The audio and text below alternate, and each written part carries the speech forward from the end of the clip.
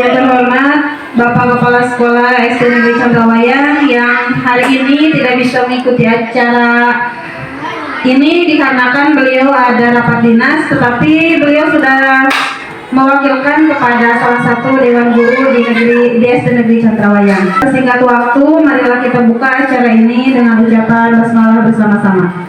Bismillahirrahmanirrahim. Acara selanjutnya sambutan yang akan diwakili oleh Dewan Guru kepada Ibu Yanti Jubaidah SPD, kami persilahkan. Terima kasih Bu Ai sudah memberikan waktu kepada saya untuk mewakili Bapak Kepala Sekolah yang sekarang berhalangan hadir untuk melaksanakan rapat dinas beserta rekan guru. Sebagian rekan guru juga harus berangkat ke sana untuk mewakili. Assalamualaikum warahmatullahi wabarakatuh. Waalaikumsalam. Yang terhormat Dewan Guru, staf dan karyawan Sekolah SD Negeri Chandrawayang. Alhamdulillahirobbilalamin. Pertama-tama, marilah kita panjatkan puji syukur kita kehadirat Allah Subhanahu wa Ta'ala yang telah melimpahkan banyak nikmat kepada kita. Tak lupa juga kita curahkan sholawat serta salam kepada Nabi besar kita Nabi Muhammad Sallallahu Alaihi Wasallam yang telah menuntut kita pada cahaya Islam, dan semoga kelak kita semua mendapatkan syafaat dari beliau. Berkat izin Allah Subhanahu Wa Ta'ala, kita dapat berkumpul pada pagi hari ini dalam acara pemaparan rencana tindak lanjut komunitas belajar sekolah yang akan disampaikan oleh Bapak Andri SPD dalam program PKG PJOK yang sedang dilaksanakan ya Pak. Iya. Dan kebetulan komunitas belajar sekolah kita sudah terbentuk dengan nama apa Pak? Cager, komunitas Cager. Ya, terima kasih. Semoga demikian dari saya. Semoga tidak mengurangi rasa hormat kita ya Pak ya. Semoga nanti pada saat setelah pemaparan kita semua mendapatkan ilmu baru bagaimana nih untuk meningkatkan sekolah kita ke depannya agar lebih bagus lagi. Oke, Baik, terima kasih kepada Ibu MC yang sudah memberikan kesempatannya kepada saya untuk memaparkan RTL yang akan dibawakan oleh saya untuk memenuhi salah satu tugas tentang yang saya jalani sekarang, yaitu tentang PPKG, program pelatihan pengembangan guru PJOK. Baik, assalamualaikum warahmatullahi taala wabarakatuh.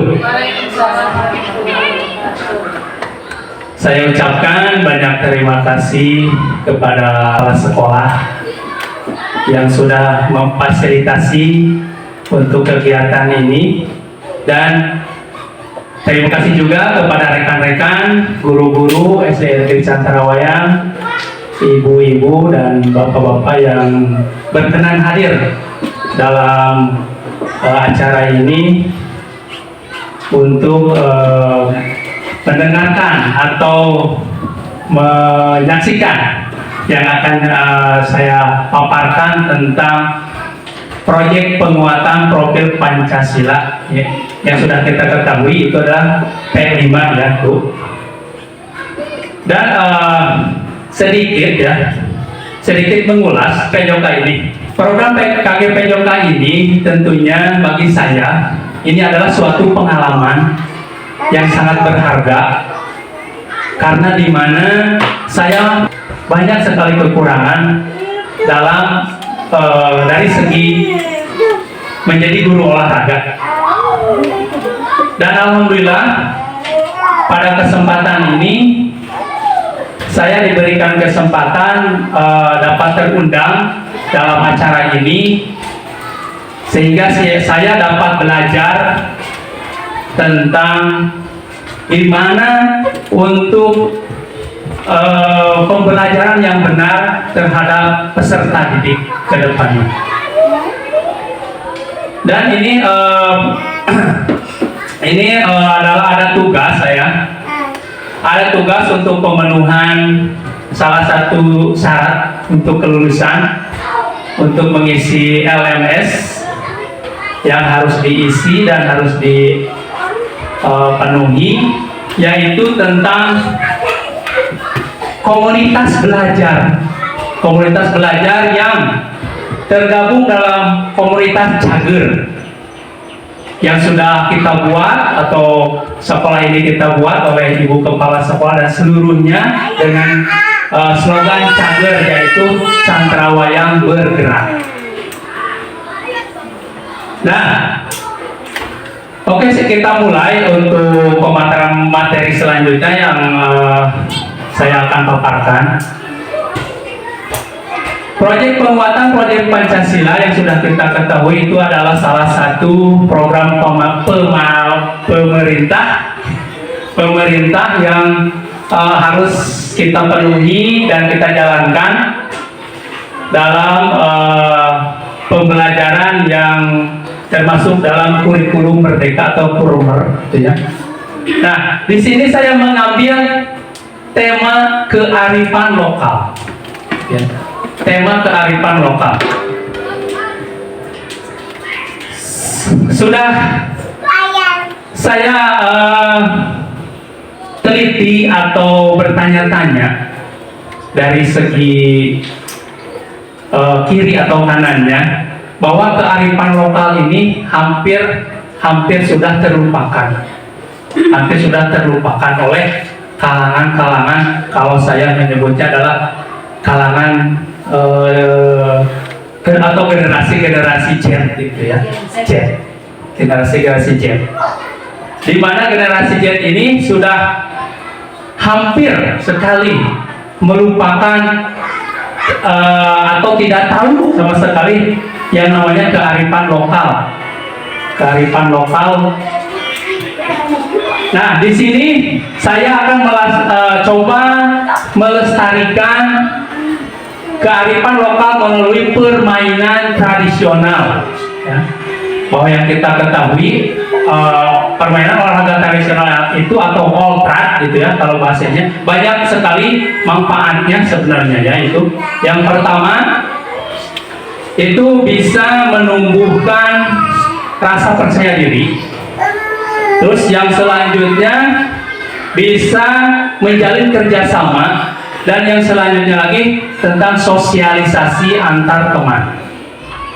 Nah, di sini saya akan mencoba mengambil olahraga tradisional, salah satunya itu adalah egrang. Mungkin Bapak Ibu guru sudah tahu kan yang namanya egrang? Sudah ya? Sudah. Nah, egrang itu adalah permainan olahraga tradisional yang menggunakan alat dari bambu atau tongkat, yang permainannya cukup unik menurut saya, ya, itu kalau dipelajari secara detail. Nah, untuk melanjutkan ke materi selanjutnya tentang pemaparan RTA atau rencana tindak lanjut ini, biar lebih fokus. Saya ada ice breaking dulu biar lebih fokus dan lebih ceria lagi Bapak Ibu gurunya untuk mendengarkan saya berbicara di depan sini. Jadi gini, ada ice breakingnya, ada sedikit. Kalau saya bilang pagi, selamat pagi, Bapak Ibu guru tepuk 1, ya. Kalau saya bilang selamat siang, Bapak Ibu tepuk 2.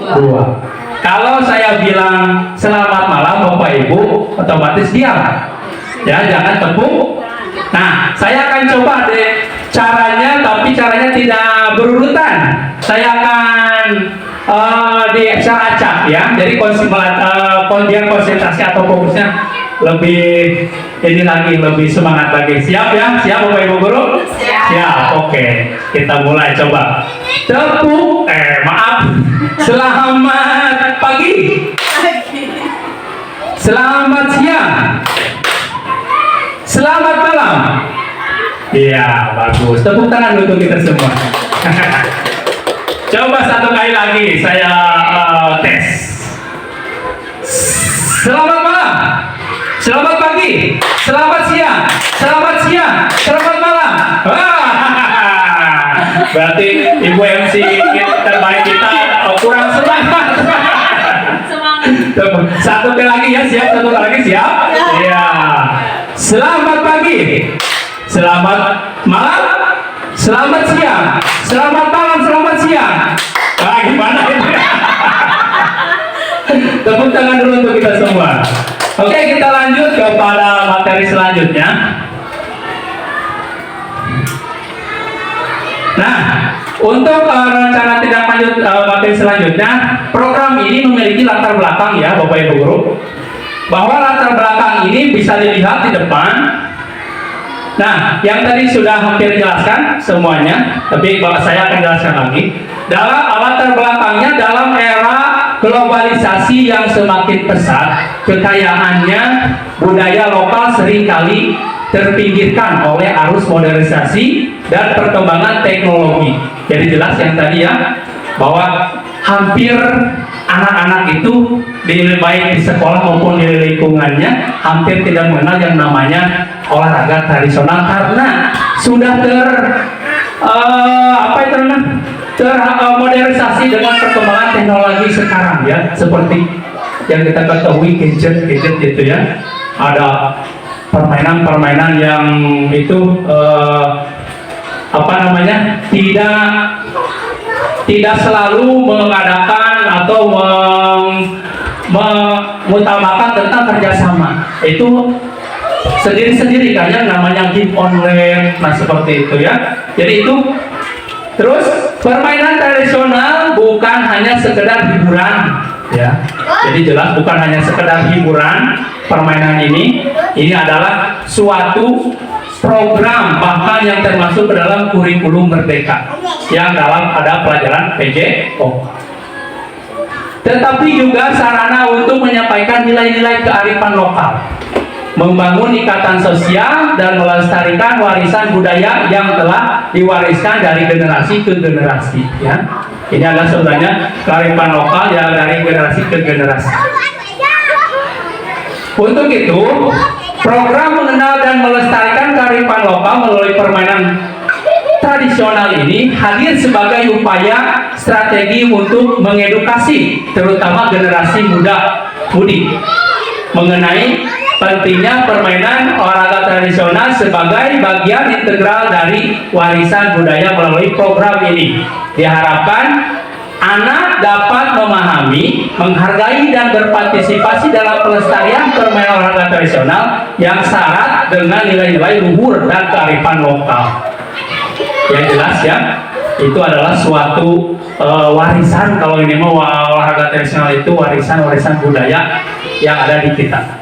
Nah, program ini juga diambil sesuai dengan karakteristik sekolah yang berada di pedesaan, yang memang banyak aset sekolah yang bisa dipergunakan untuk membuat alat permainan tradisional. Misalnya, banyaknya pohon bambu. Nah, jelas ya, di kita itu karena sekolahnya di lingkungan pegunungan, seperti ini banyak aset yang akan dapat dipergunakan, contohnya seperti pohon-pohon bambu.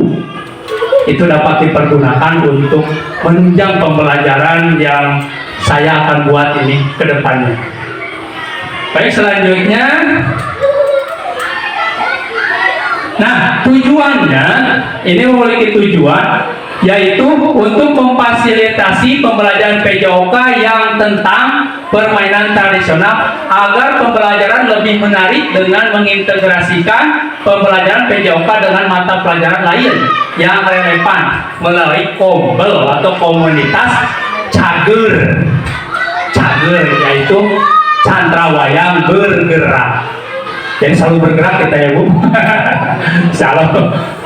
Nah, yang kedua, mengajak peserta didik untuk berinovasi dalam dan berkreasi dengan mengadaptasi permainan tradisional ke dalam konteks yang lebih modern atau menciptakan variasi baru yang Terakhir, mendorong peserta untuk turut serta dalam upaya pelestarian kearifan lokal melalui prakarsa pelestarian permainan olahraga tradisional. Nah, itu untuk tujuan pembelajaran ini yang saya akan lakukan ke depannya. Selanjutnya, ya, program ini memiliki capaian dan langkah dan hasil yang diinginkan.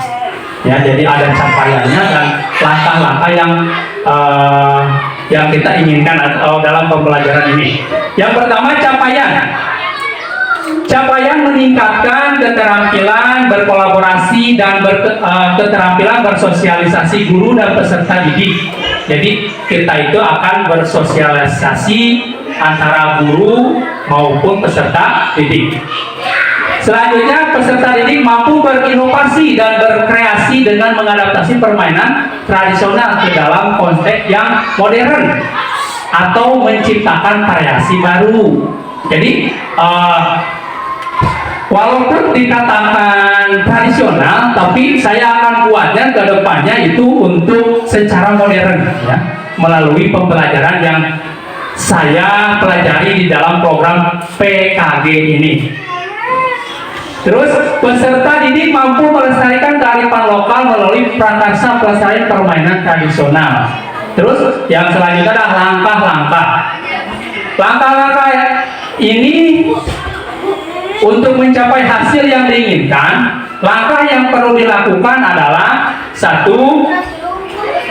Membuat draft pertanyaan pemantik untuk menghadirkan suasana diskusi antar peserta didik. Jadi,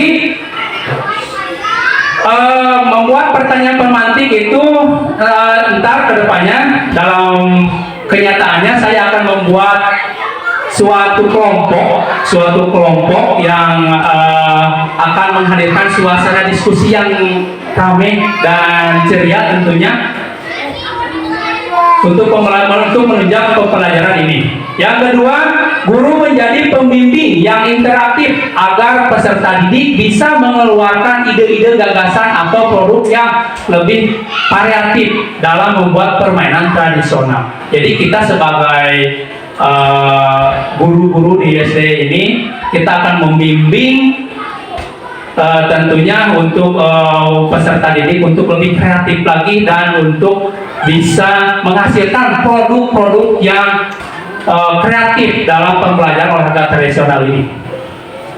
Yang terakhir, mengadakan latihan cara memainkan permainan tradisional dan mengadakan perlombaan olahraga tradisional.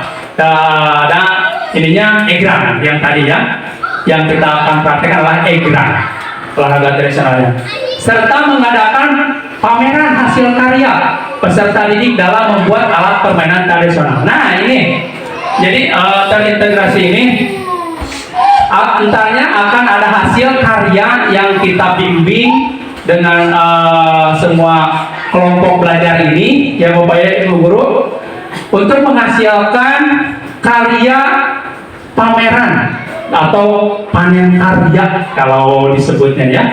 Kita jejerkan dan anak-anak bisa mengkreasikan apapun bentuknya dari tadi yang aset yang ada di lingkungan kita itu seperti bambu, bisa apa saja ya, itu peserta didik kita untuk menunjang pembelajaran ini. Selanjutnya, struktur program dan mitra dalam komunitas belajar. Ada strukturnya ya. Satu, program sekolah yang dilakukan merupakan program kokurikuler yang menunjang pada pembelajaran PJOK. Nah, di sekolah itu ada program yang namanya kokurikuler. Ada juga program intrakurikuler, ada juga program ekstrakurikuler. Kalau ekstrakurikuler ya, yang sudah kita ketahui, itu menunjang kepada khusus untuk bakat minat siswa. Kalau intrakurikuler pembelajaran yang ada di sekolah itu, kalau kokurikuler itu bisa dilakukannya di sekolah maupun di rumah atau di lingkungan. Nah, itu Itu jadi ntar anak kalau mengkreasikan untuk karyanya bisa di rumah, bisa di sekolah, yaitu fleksibel ya untuk kokurikuler. Dua, secara garis besar kegiatan ini akan dibagi menjadi 4 tahapan. Tahapan pertama, temukan. Anak diajak untuk memahami apa itu olahraga tradisional, yaitu dengan kurun waktu 1 minggu. Jadi pemahamannya kita bimbing dalam waktu 1 minggu untuk pemahaman mengadakan olahraga tradisional ini. Kedua, bayangkan anak diajak fokus mengenal macam-macam olahraga tradisional dalam kurun waktu 1 minggu. Jadi untuk pembelajaran, sebenarnya untuk pembelajaran P5 ini emang tidak bisa dilakukan dengan seinstan mungkin, karena anak P5 ini menginginkan untuk proses ya, jadi tidak bisa dilakukan dengan waktu 1 minggu saja atau beberapa jam saja. Jadi bisa beberapa waktu lamanya. Terus lakukan. Anak diajak untuk membuat alat olahraga tradisional dari bambu yang ada di sekitar sekolah. Nah, jadi itu tadi kita akan membimbing untuk membuat alat-alat olahraga yang terbuat dari bambu itu, contohnya seperti untuk egrang tadi ya, dalam kurun waktu 1 minggu. Terus bagikan. Nah, bagikan ini mengadakan lomba olahraga tradisional antar kelas, mengadakan pameran, membuat poster untuk pajangan dan dokumentasi dalam waktu itu 3 minggu. Ya, jadi berapa minggu, jadi seluruhnya jadi 6 minggu ya. Kita persiapannya dari awal sampai akhir itu adalah 6 minggu. Nah, bagaimana untuk bagikan ini terintegrasi dalam pembelajaran, mata pelajarannya ada olahraga jelas, terus pameran itu kan termasuk dalam pembelajaran bahasa Indonesia. Nah, terus membuat poster juga sama, terus membuat alat-alat tradisional itu adalah kerajinan, berarti termasuk ke dalam pembelajaran SBK ya, kalau nggak salah. SBK atau apa sekarang? Seni budaya. Nah itu ya, jadi itu akan digabungkan menjadi satu dalam program P5 tersebut.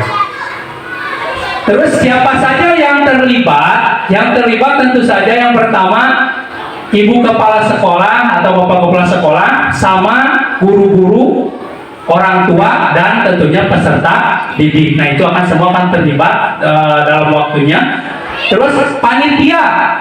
Nah, panitia ini karena ini berbentuk SEM ya, SEM ke depannya. SEM itu adalah sport education model ya. Ini adalah pembelajaran olahraga yang model mulai sekarang. Itu saya akan ambil karena ini fase C. Fase C itu kan kelas 5 kalau salah dan kelas 6 ya, kelas 6. Nah, kelas 5 dan kelas 6 masing-masing sebanyak 20 orang. Berarti kelas 5 20 orang, kelas 6 20 orang. Nah, ntar ada yang jadi panitia ya, karena ini akan dilakukan oleh anak-anak. Begitu karya, ntar mana karya itu atau perlombaan, ada yang jadi panitia, ada yang jadi pemain, ada yang jadi penonton si peserta didik itu ya. Terus peserta lomba dan pameran adalah siswa kelas 5 dan kelas 6 yang tadi ya. Terus yang selanjutnya struktur dan rekan sejawat dalam KBS atau komunitas belajar sekolah. Satu, perwakilan forum orang tua. Nah, kita akan melibatkan tentunya P5 itu bisa berkolaborasi dengan orang tua juga ya, tentunya karena anak itu pasti selain guru akan dibimbing juga oleh orang tuanya. Terus guru kelas 5 sebagai publikasi, entahnya ya Bu, Pak, guru kelas 5 sebagai publikasi. Terus guru kelas 6 dan guru PJOK sebagai pemberi arahan dan penilaian. Rencananya itu seperti itu. Yang terakhir dalam komunitas belajar sebagai pemberi umpan balik. Jadi ntar ada umpan balik gimana selesainya kegiatan itu berjalan, ada umpan balik dari kita-kita yang tergabung dalam komunitas cager atau catrawa yang bergerak tersebut. Tempat, yang terakhir tempat tentunya tempat perencanaan ruang kelas, ya, perencanaan seperti ini ruang kelas. Terus tempat sosialisasi KBS, ruang guru, jadi seperti kita lakukan ini adalah ruang guru. Terus tempat pelaksanaan lomba dan pameran akan dilaksanakan di lapangan sekolah yang alhamdulillah cukup luas sekolah lapangan kita itu.